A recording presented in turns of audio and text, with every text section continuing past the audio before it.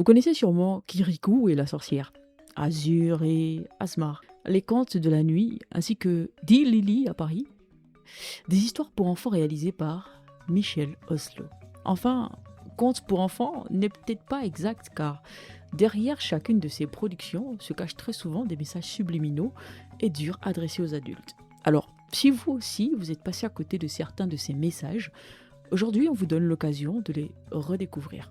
Entre violence sexuelle, racisme ou quête d'identité, il est temps de parler des œuvres de Michel Oslo.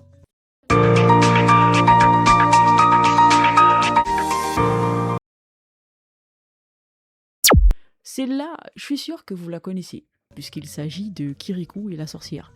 L'œuvre a déjà été analysée à de maintes reprises sur de nombreux forums et médias. On y suit les aventures de Kirikou, un jeune enfant qui fait face à Karaba la sorcière. Mais l'intrigue ne se contente pas d'établir qu'il y a un méchant et un gentil. Kirikou naît alors que Karaba était déjà là avant lui. Il naît au milieu des stéréotypes que les villageois ont sur la sorcière. À la différence des autres enfants qui, eux, ont peur d'elle, lui, il se demande pourquoi. Pourquoi Karaba est-elle méchante? Une question à laquelle les adultes du village ne peuvent pas répondre. Ils se contentent de lui dire qu'elle est méchante et que c'est tout. Car eux aussi ne savent pas. Ils suivent l'avis de tout le monde. Sais-tu pourquoi Karaba, la sorcière, est méchante? Bien sûr, je le sais tout. Pourquoi alors? Parce que c'est une sorcière. Alors, pourquoi est-ce une sorcière? Oh, tu m'ennuies.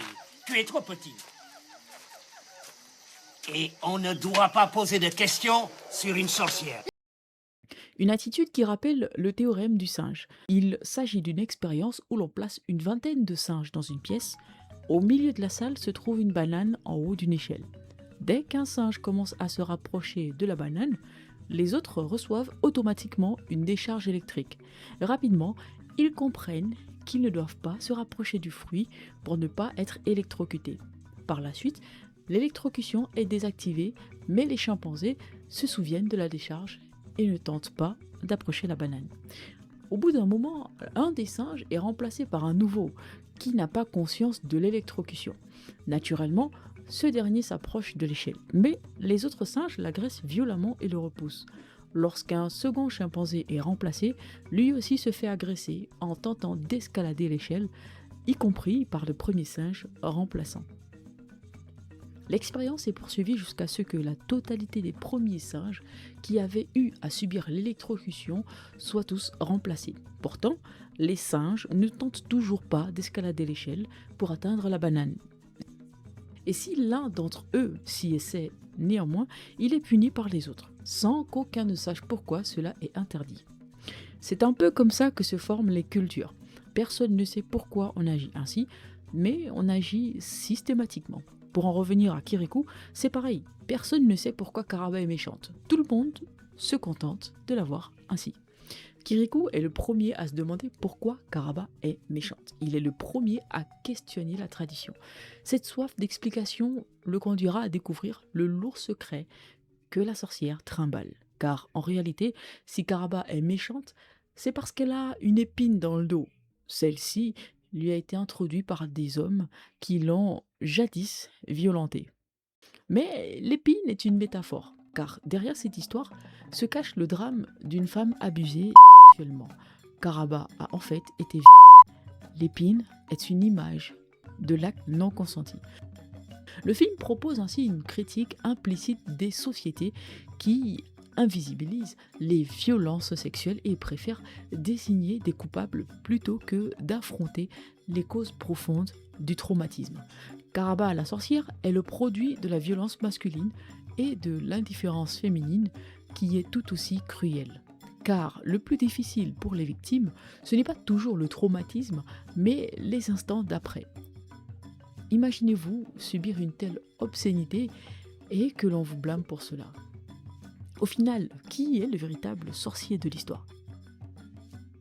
Ce n'est pas anodin si l'épine se trouve dans le dos de Karaba, car c'est un endroit qu'elle ne peut pas toucher. Ce que l'histoire essaie de nous dire, c'est qu'elle a besoin de quelqu'un pour l'aider.